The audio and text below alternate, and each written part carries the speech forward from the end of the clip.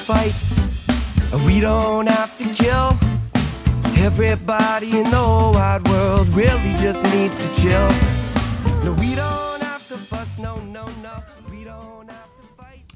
Hello everybody, welcome back to another episode of Just Chill with Oliver George. It's episode 27 now, and before getting to the content, I just wanted to say that if you're watching this on YouTube right now and you would prefer an audio-only version, it's out there on Spotify, Apple Podcasts, etc.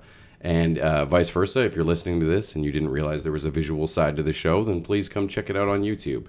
Wherever you're watching or listening, I would truly appreciate a subscription from you or follow or whatever it may be. So please and thank you.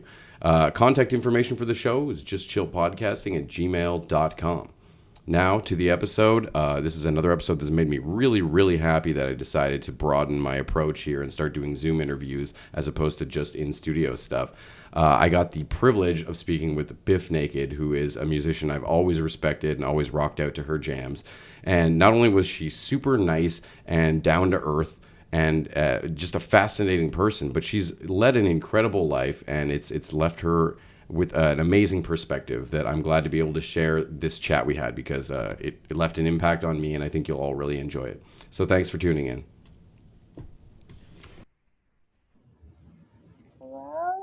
Hi. Hello. Oh, thank goodness it worked. I have what I usually do because I'm old school. I print out Eric's emails. I print out these and then I stick them on my wall with Scotch tape on my calendar. And so I go to take my paper down and I'm like, oh, it says notes. We'll send the Zoom link. I'm like, oh my God, where's the link? I'm like looking. So hey, the important thing is that you're here. Yes, and I can relate to the old school. I just wrote all my notes in Sharpie on a piece of paper. So. Oh, see, I just that's amazing. That's amazing. Yeah, there's something about old-fashioned way of living that I don't think That's we should right. ever Yeah. totally let go of, you know? Fantastic. Hello. Hello. Thank you so much for taking the time. First of all, I have to say that right off the bat. Thank you for wanting to. Well, yeah, at one point we tagged you on Twitter and you said, oh, I'm so excited. And I have to say that actually helps take some of the, stress down too, because you never know when you're going to talk with someone, what they're going to be like. You only see that version of them on TV. I see. Sure. Yeah, I guess so, yeah. And it's the first time I've had to interview someone that I had a crush on in high school. So that's a little extra. So sad. Well, sorry to ruin it for you today with my exciting look, but that's life. I've always considered myself a fan of your music and your style. Actually, I should say that as well. But I have to admit, I was not knowledgeable of your broader story and your just fascinating life that you've had, to say the least. Well, I mean, there's so much to get into. Honestly, I couldn't even believe. I kept reading, and just one thing after the other. Any of these things would have been considered big things in someone's life, and you're just got them stacked on top of each other. So, I don't even know where to begin, really. But I guess chronologically, I'll start with just you were born in India. I was very surprised to learn. I had no idea of that. And the first thing I knew about myself. Oh, really? Well, I mean, my parents. I always knew I was adopted.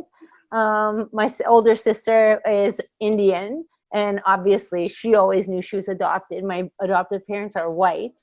And, it was just something that we always knew. It was our, my father basically explained to us it was our birthright. It was how I identified as a little kid. But also I was the only Canadian in my family because my birth mom was Canadian. So they never met my birth mom. It was arranged to their church. Yeah, you were adopted by missionaries, right? Yeah, and and the Canadian birth mom was a teenager at that time, and that's how her family had arranged it.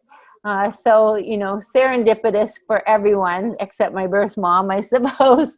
But it worked out fantastically, obviously, and my parents were fabulous people. My mom's still alive; she's in Winnipeg, and quite a hilarious, sweet little Minnesota girl. Although my parents both became Canadians, and certainly my father passed away a couple years ago. But I'm sorry to hear.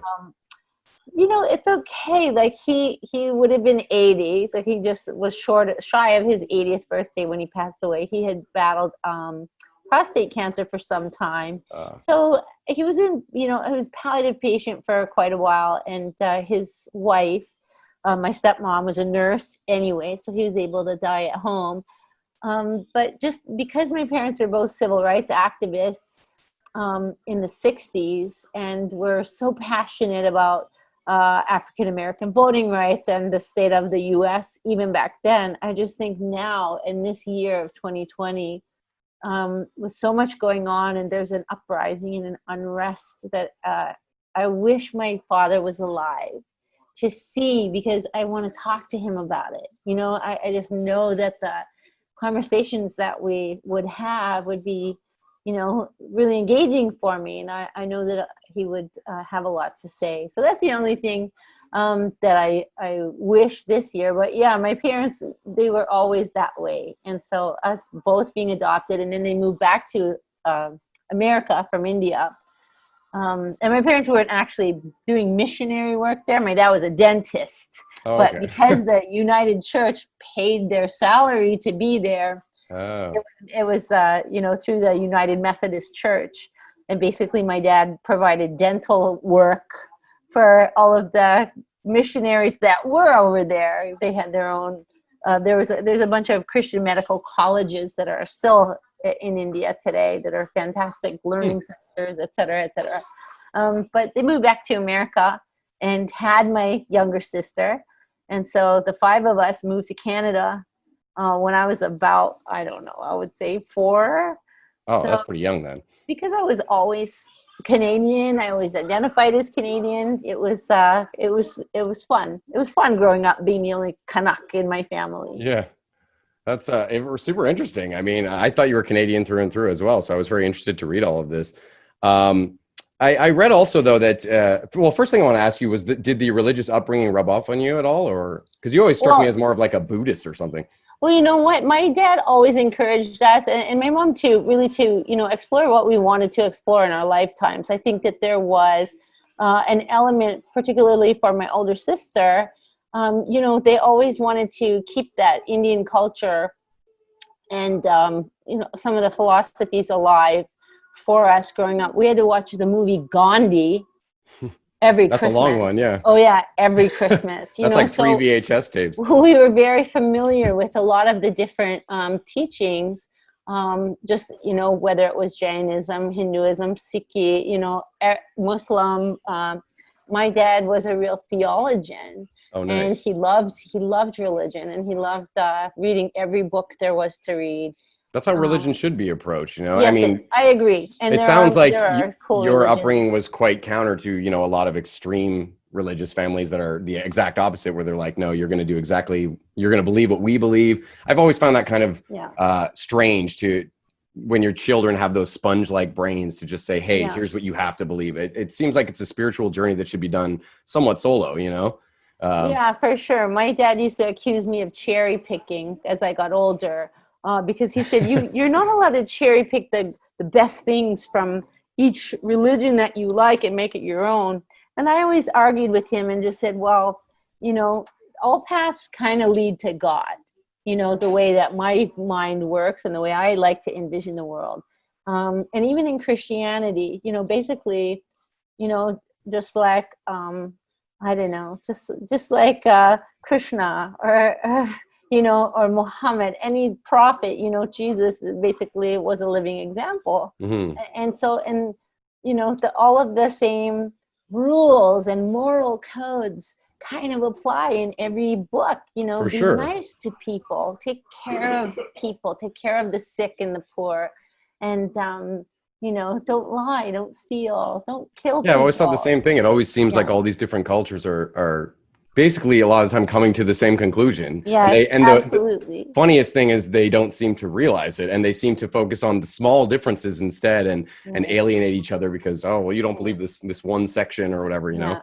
And I also don't think it's everybody. I don't think that everybody is the extreme version of that religion. No, not at all. Face, which is, of course, what we see on the computer and on social media. We usually get the, you know, the extreme.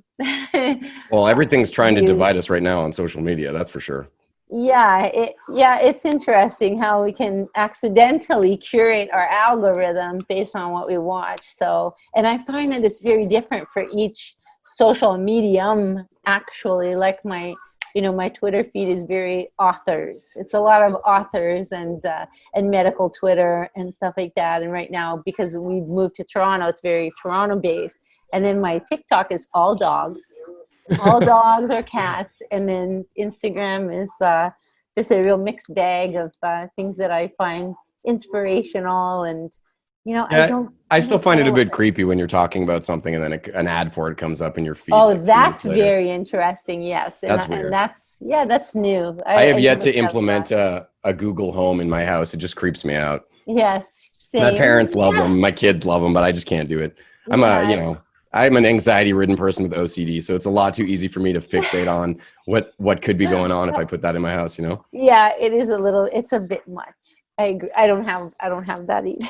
Well, I saw a funny joke, like a cartoon that was sort of illustrating that point, or maybe it was a meme. I can't remember, but it said, showed in the 70s, like, oh, I hope no one's tapping my phone. And then it showed modern day, hey, wiretap, how do you make a strawberry pie? Like, that's right. Just how it's changed.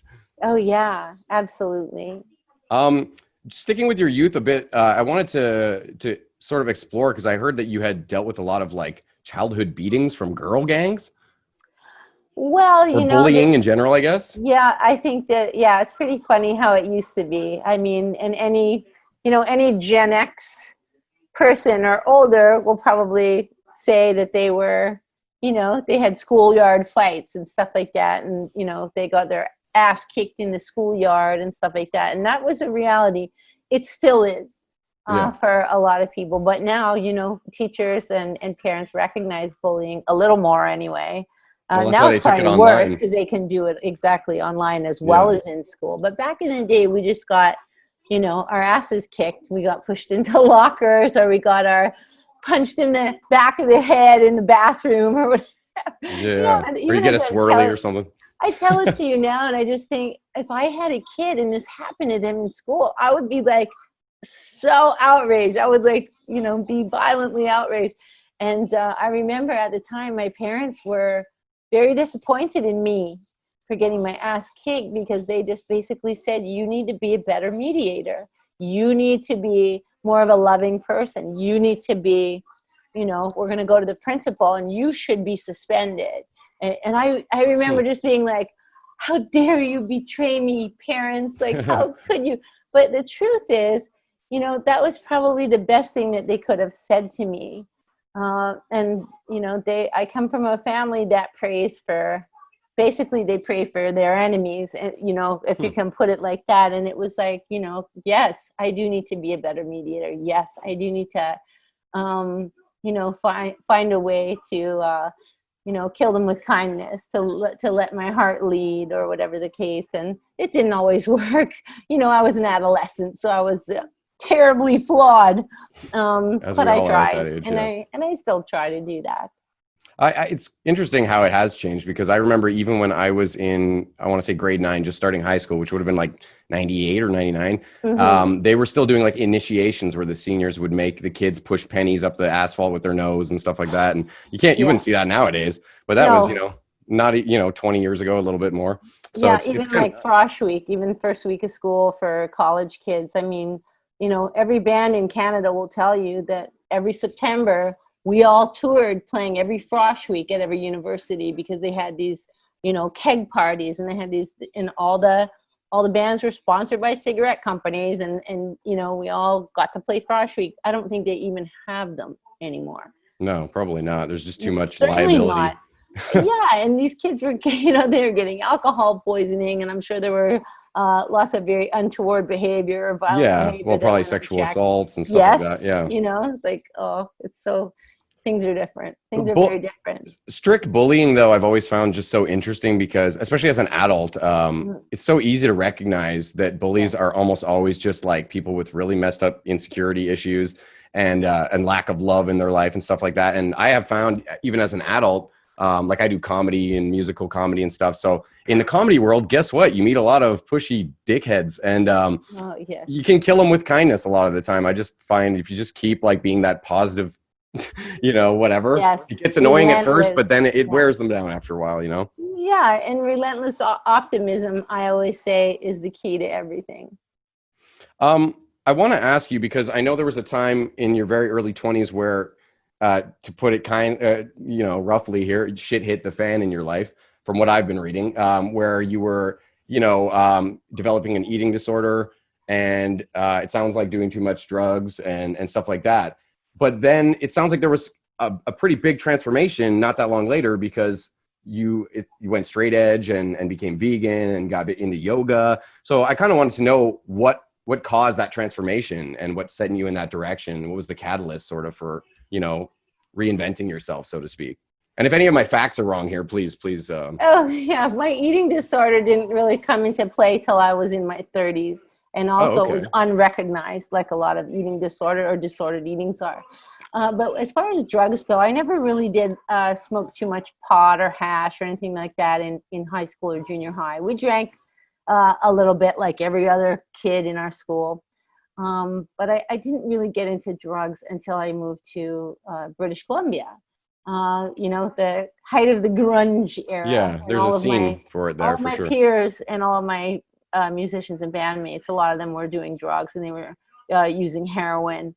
And yeah, absolutely. I experimented for sure. I called it a flirtation. But I was just very, very fortunate. People believe in guardian angels. I don't know why I didn't croak. I don't know why. Why didn't I croak? I can't say. Wow. I should have many times, but in this day and age, the drugs are different, and life is different. But we were on welfare and we did drugs, and there was just a day that I knew that I could never do it again, and it was really difficult. And it involved me kind of breaking away from the scene that I was in.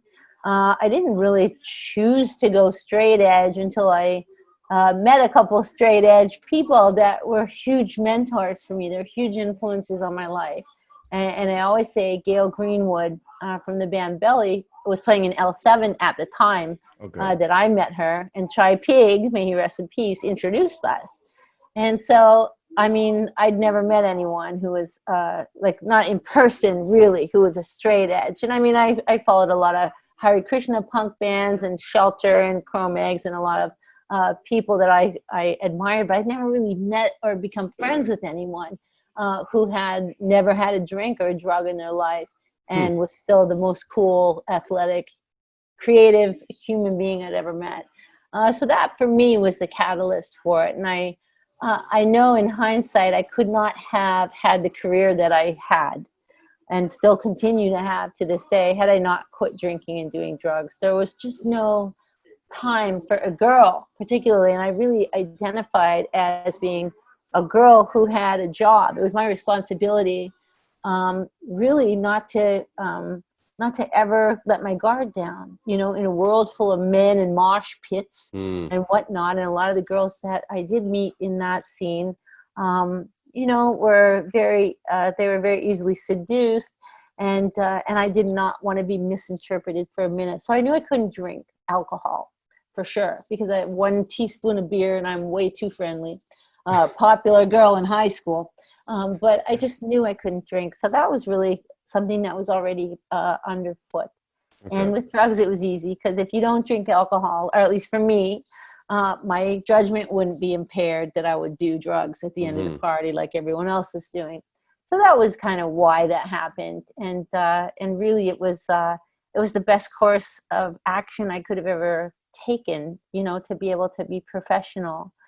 Becoming vegan was really natural progression from being vegetarian. I became a vegetarian kind of by accident, but also, as I became like 20 and 21, I just started making my own decisions about what I wanted to eat. And I just couldn't. It was just like, cows and pigs are cute. Yeah. I don't want to do it. And I'm in the same boat, sort of. Yeah, it was just like really simple. It wasn't difficult or anything. It just kind of happened. And my first husband, who was the drummer in my band at the time, he was a vegetarian, and that was just easy because he was a vegetarian, and we ate a lot of hummus. Yeah, if you're in a couple, for sure it helps. Yeah. Yeah, and it just kind of went from there. I never ate cheese anyway. Oh no? Never. See, that's the opposite for me. I can't take the full vegan plunge. I guess you could call me a pescatarian because I'll have like a tuna sandwich once in a while. But generally I don't. I haven't eaten pork or beef or chicken or any of that stuff in like a decade. You're on the right path. I mean, and that's the thing, you know. Cheese and eggs, man. Oh, that's hard to give up. Yeah, I don't know. Like I never ever ate cheese, even when I was young. Not really. So it But wasn't eggs, though? anything. I always find eggs I I didn't can't. eat them. No, eh?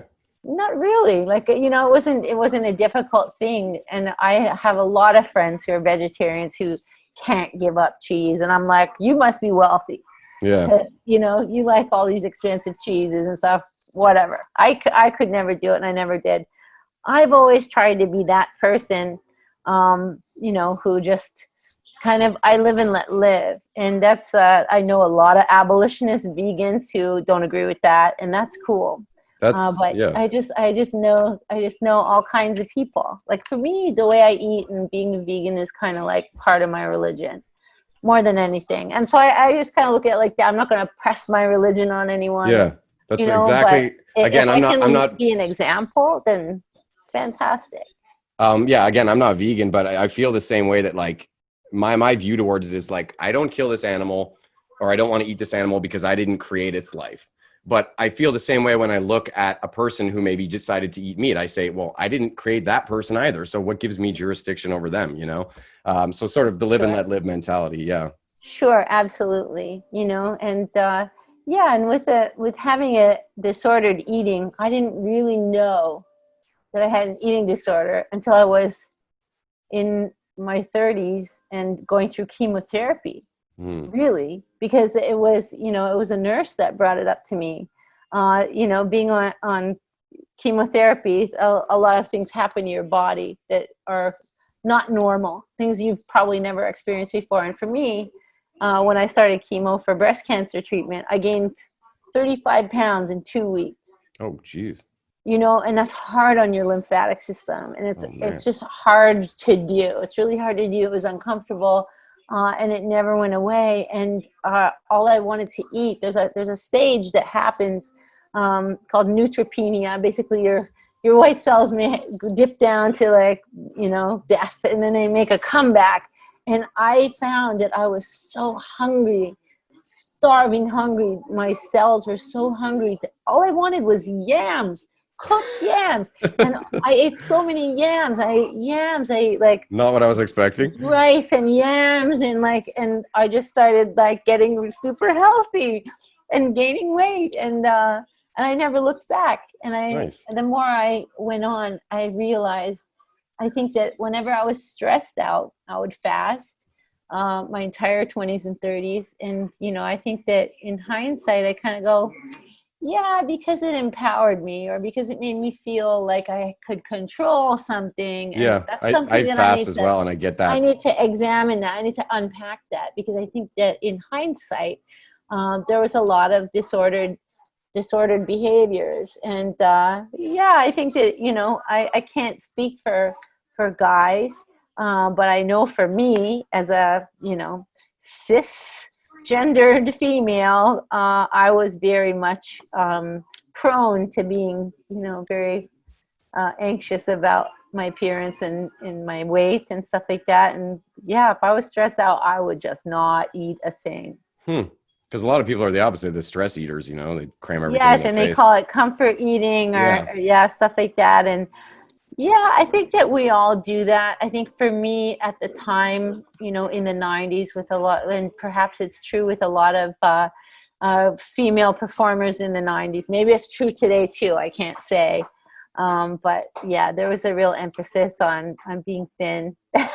And so I was very, very conscious of that all the time. And because I was a vegan anyway, I think that it was kind of easy to fuck around with that. I mean, we'd be in Eastern Europe on tour for 10 weeks, and there would literally be nothing for me to eat, you know, that I could find. I couldn't find an apple. I couldn't find it to me. You know, the band would have beer and boiled meat and boiled dumplings, and Pizza then and they'd be stuff, like, yeah. there's nothing for you to eat. I'm like, that's cool. I'm good. And that's kind of how Yeah. it started. So How do you perform during, like, when you're not putting any fuel in the system, you know? Oh, I would eat hot air popcorn. Oh, okay. So you were putting Oh yeah, something. no, I traveled with a hot air popcorn maker. Okay. Oh yeah, and I drank juice. Like I would come off of a tour with cavities. so many cavities in my teeth that my dentist thought I was a puker. He thought I was throwing up because my teeth were so yuck. They were getting cavities, and it was from all the orange juice, literally all the orange juice and all the watermelon bubble gum probably didn't help. That'll do it, yeah. And all the blow pops, but yeah, a lot of people slurp down juice and they forget how much sugar it actually has in it. Yeah, you gotta brush your teeth. Oh yeah, and floss too. I've learned that in my 30s. Yes. Wow, that's a lot to unpack. Yeah, I want to say regarding the drugs, thank God you did quit, because especially heroin, it took so many great musicians during the 90s especially. So I'm glad to see you weren't on that list. You brought up your cancer, which I was obviously going to get to. Happened in 2007. You were diagnosed when you were 37. And the interesting thing I read, which I couldn't believe, was that it happened a week after your honeymoon. Yes. That must have been kind of a bombshell. Not for me, only for him. Yeah, for your newly betrothed.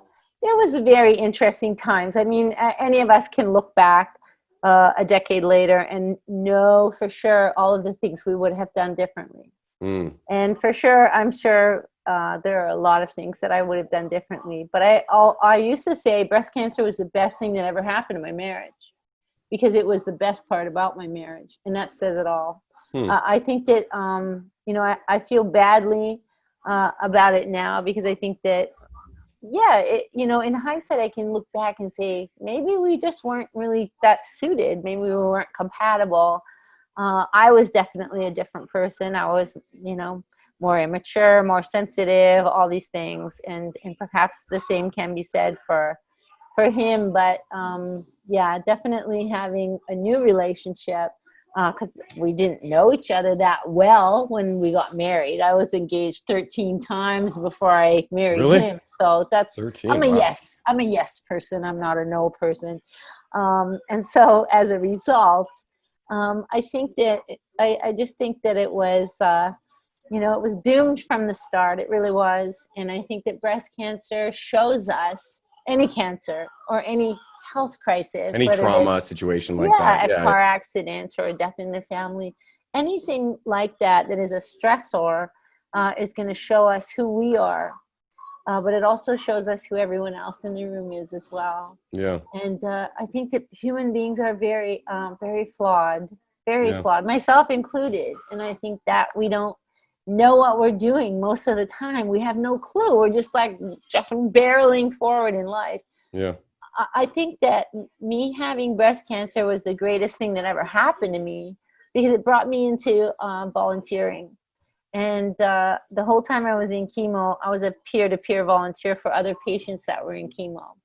And that's something I never would have had the opportunity to do had I been just on tour, still doing Bodog fights, still just always traveling and not home doing chemo and having all those experiences. And now, it's something that I love doing. I feel like some people are just built for it, and some people are built for hospital volunteering in particular, or being medical chaperones, or being medical translators. My fiance is an ICU nurse, so I hear the stories from her job, and she's cut out for that. Some people are just, they're built for it. And, like anything. And I think that I never would have discovered that I had a real passion for that kind of work had I not experienced it firsthand. And I really believe that having a lived experience helps inform my efforts as a volunteer. Yeah, I read some quotes from patients that had interacted with you during that time, and it was just beautiful to read. And it brought me some comfort, because I definitely, one of my biggest general phobias in life is death and dying, simply because I just overthink everything, and not knowing what's next really does just perplex me to a point of insanity. But also, the thought of dying and the pain that's usually associated with it, it's all quite terrifying if you let it get to you, So whenever I see somebody not necessarily embracing death, but accepting it and then trying to make the best of the situation still and bring positivity to others, it's just really admirable, I think that's cultural, and I think it is across the board with a lot of people. They associate death with pain, and that's not always the case. There's a lot of different, and we're in this age of amazing internet. There's so many organizations. Yeah. The Home Hospice Organization is one that I love. They offer lots of different training and courses and information. There's also the Good Death.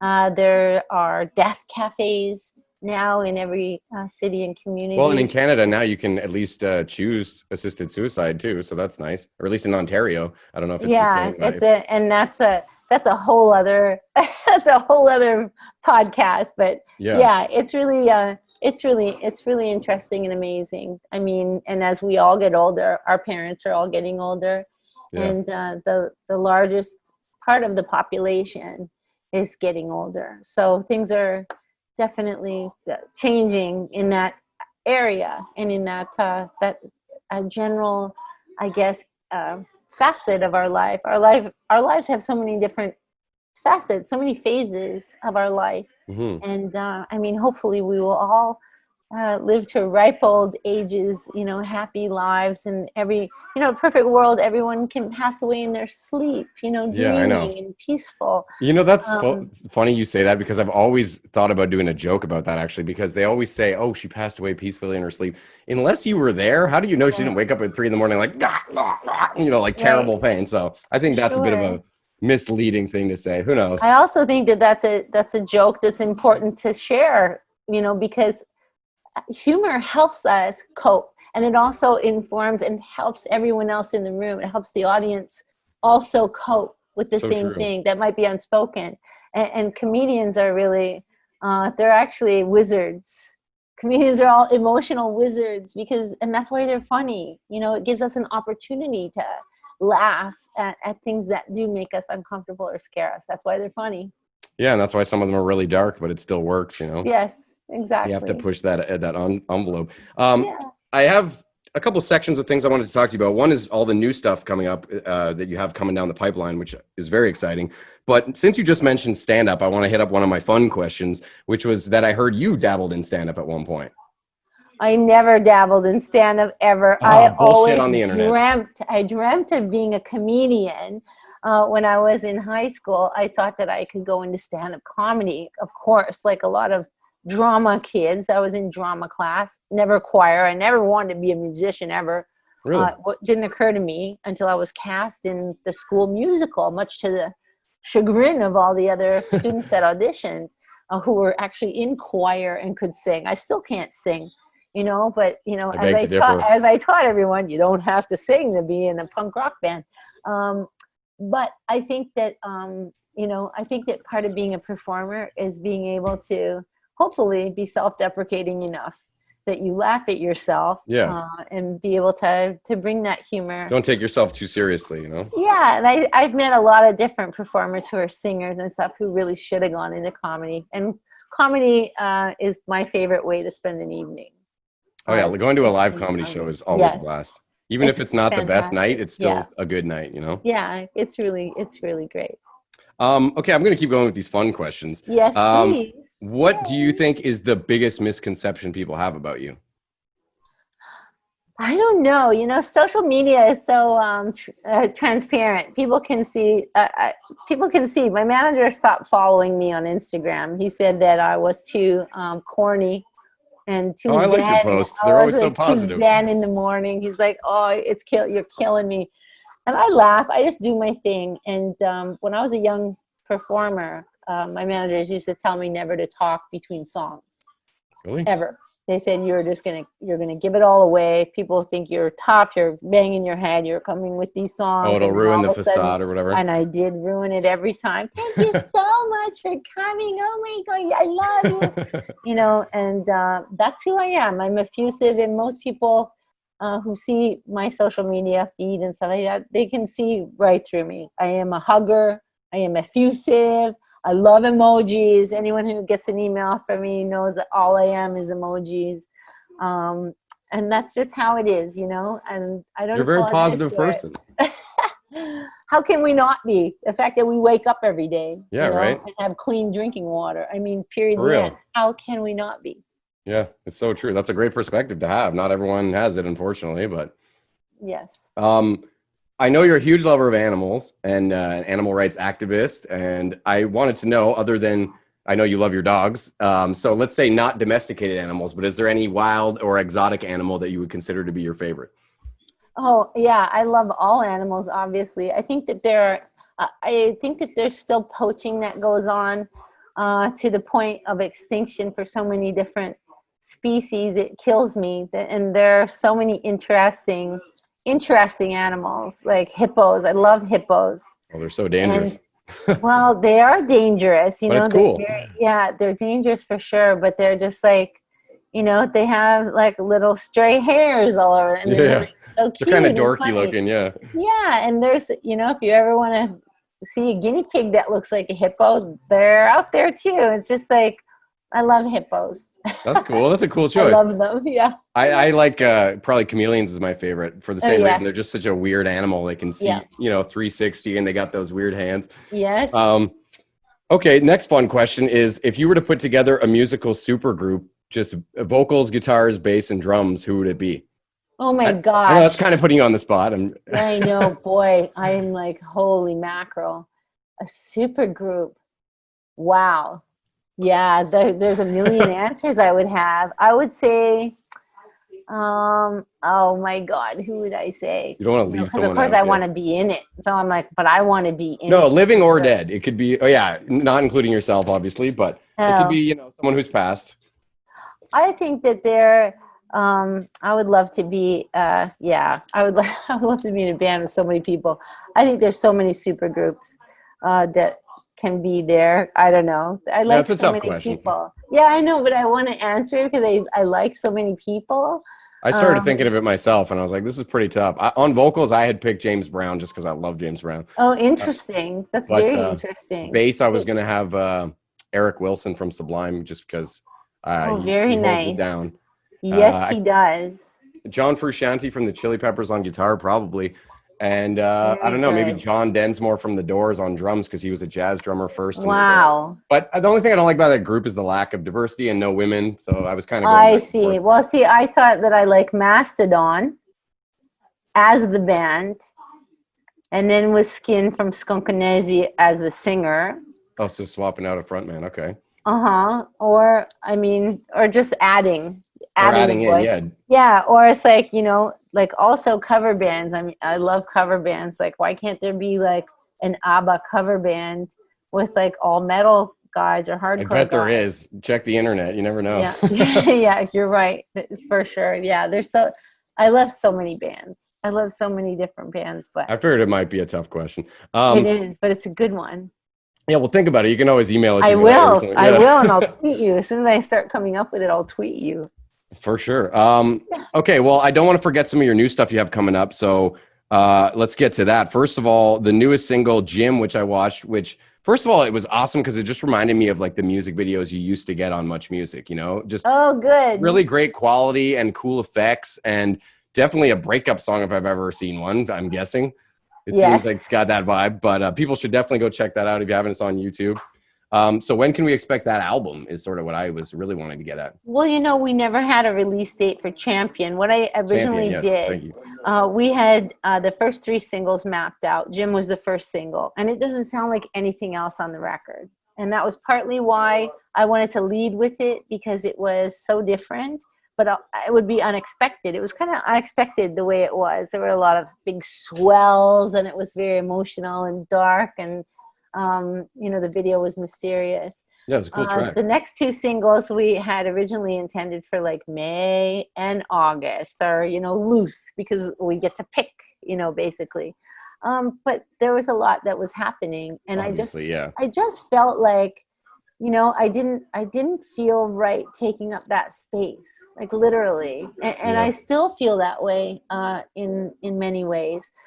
So in one way it was good because we didn't have a release date for Champion. We were just kind of loosely saying fall. And then when our tour with Buck Cherry was postponed, it was supposed to be April, May, and it got postponed to the fall. Then I thought, well, see, that's better, because then we'll have new product out, and do it in tandem. Let's pepper dates around that tour and also do the whole country and this and that.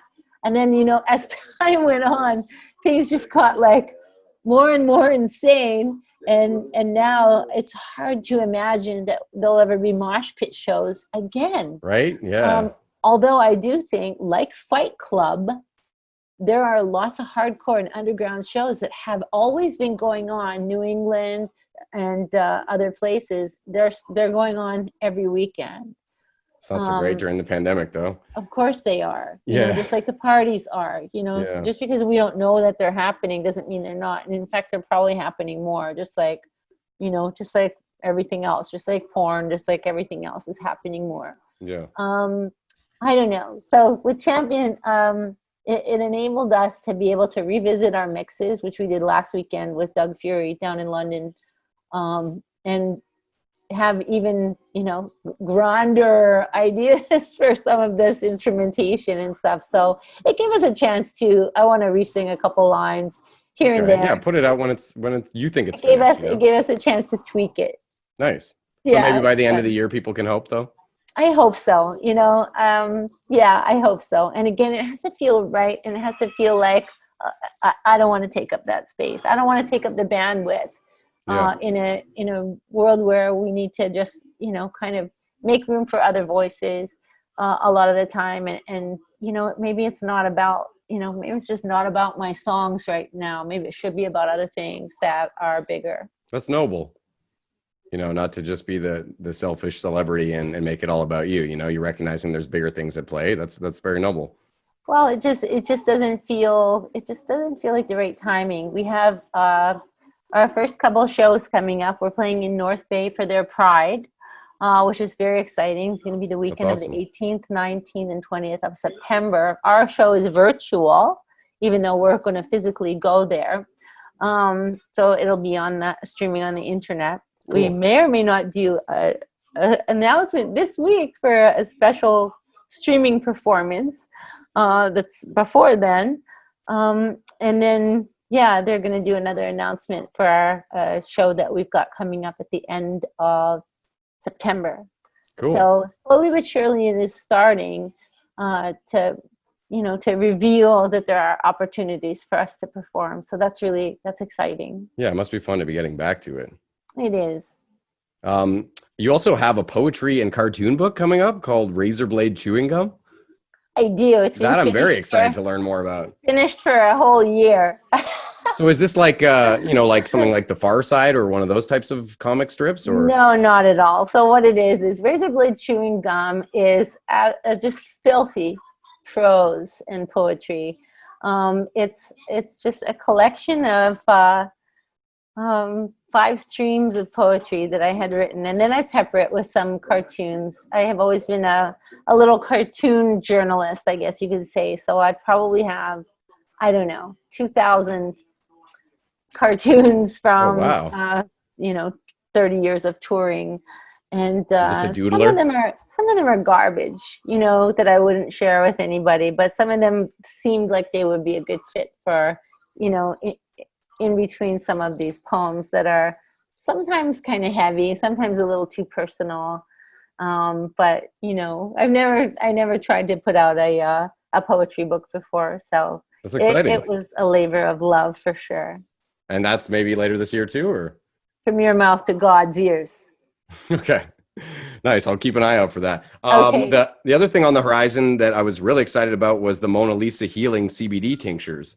Yes. You're getting into that market is super exciting. And I saw you were even going to be doing like discounts for vets and cool stuff like that. So absolutely. I don't know if you could just tell me more about what's sort of coming down with that. Ultimately, with CBD, it was impossible for me not to pay attention. As someone who's, been a long time into wellness and fitness and different healing properties and stuff. I love plant medicines. And being in the cancer community, I learned a lot about people who utilize CBD. And at that time, a decade ago, it was mostly like tinctures. Well, there was that Rick Simpson guy, right? With the hash oil from the East Coast. There's a lot of different popular things that a lot of my fellow patients were always utilizing anyway. And so when my friends started developing Mona Lisa Healing, I was very intrigued and very interested. My dogs have both passed away. They were both senior dogs. But I wish that I would have been giving them CBD. I've seen it absolutely transform the lives of pets. And what we're doing now is getting ready to launch in America. We partnered as a business partner with PETA, which is People for the Ethical Treatment of Animals. Yeah. For me, it's the most important factor, to be able to provide something that's cruelty-free and to be able to know 100% that it's cruelty-free. Everything that we buy on the internet, there are no guarantees where it's made. There's no guarantees what it actually is. And it drives me crazy because even the phones everybody buys, doesn't the cobalt comes from like really bad situations in Africa or something? That's what I had heard. Yeah. Illegal mining operations and stuff. I'm not surprised, and I'm sure that's very child true. labor, probably. Yeah, and if we dig deep enough, we can, like you say, we can find that information on anything. And same with all the edibles and the CBDs. Like with marijuana and with the Cannabis Act in Canada, it's a little frustrating for someone like me, and probably a lot of other companies. I mean, I personally think that CBD should be a food supplement, like coconut oil or like oil of oregano. Yeah, they should be able to sell it at anywhere. Yes. Yeah. But that's not the case. And unless, there's just a lot that is just so much. It's just so frustrating. So, but it's absolutely 100% legal in most of the United States and in Europe. And I think Canada will get their act together, when it's more of a priority, and then they'll have it available for more people. And it's growing every year. I mean, Shoppers Drug Mart now will help you with your medical marijuana prescription, for example. And I mean, we never thought we would see that day. Oh yeah, I remember in high school wishing for those days, and here they are. Yeah, I mean, it really does help a lot of people. So it's really exciting. Yeah, I'm actually tonight gonna head over and try to get some of the balm, the topical stuff, because I have really bad wrists. I don't know if you know what a ganglion is. I do. So I've had one on each wrist surgically removed at different points, but because of that, it left me with kind of like weak wrists. Sometimes I get tension in my tendons and stuff like that. Mm-hmm. So when I play a bunch of guitar and I got shows to do this weekend, I'm a little nervous because, it starts cramping up real bad. Oh, yeah. Yeah. So we'll see. Hopefully that works. Definitely CBD oil or the balm. Even the CBD oil direct. Just a lot of people I know, but they also put it right on that spot. Like me, I'm still recovering from my broken wrist. Oh, yeah. Shit. So, glad to see it's doing better. It's exciting. How did you do that again? It was biking or something? Yeah, of course.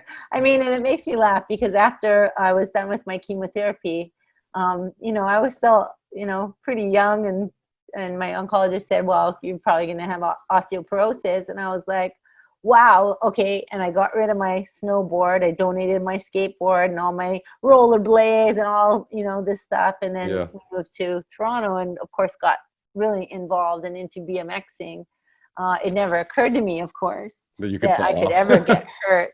But now, now that it's getting better, and I can take my cast off, I have a cast that I can take off periodically during the day. So it's changed a lot. It has changed a lot, but now I'm still obsessed with roller skating. I don't think I want to do derby, but I could ref. Oh, so real roller skates then, not roller blades. Yeah, roller skating. Nice. Yeah, that's my next goal. I always thought they were cooler. They're just so much fun. Yeah, rollerblades always just looked kind of weird to me. They always looked like somebody's idea of like how people would get around in the future or something. They always look too sleek and stylish and contoured. They're very stylized. There's something cool about classic roller skates. Just, it's got that retro feel. That's right, especially now. Yeah. Well, I want to ask you one question at the end here that we've been asking everybody this season, which is if you could be endowed with a superpower, what would that be and why? Oh, that's such a good question. It's been interesting to hear the different answers. Oh, I'm sure you hear a lot of invisible. Yes, that's the number one. Probably 6 people have said that. And we don't allow flying, I should say, for the record. Flying is vetoed. For me, I think a superpower would be X-ray vision. That's what one of the last guests said a few episodes ago. But he said because he wanted to see boobs. He's a comedian. He was just trying to be very funny. Good. Well, I have a lot of respect for that. I do too. Who doesn't want to see boobs? Yeah. But for me, I'd like to be able to have like special X-ray vision that I could see the ailments. Oh, cool. Be able to scan people for nice. Their sort of like a tricorder on Star Trek or something. Just tell you what's wrong with a person. I would love to be able to do that. That'd be rad. Yeah, man. Imagine how many people get help with that. Someday. Well, that's a very sort of answer I would expect from somebody like you, since you seem like such a positive person and you helped so many people when you were dealing with cancer. I will remind everybody again to keep an eye out for Champion. It's certainly aptly named because you are a remarkable woman, and I appreciate your time more than you could ever know. So thank you so much. Thank you so much. This has been a real joy. I Thank appreciate you. that you wanted to do I'll it. send you the link when it's up, and hopefully you can share it. Okay. But tell me about your super group too. I will. I'm going to be thinking about it now. I'm going to be obsessed. Right on. All right. Well, virtual high Okay. five. Rachel, high five. Peace. Bye. Thanks a lot. Have a good one.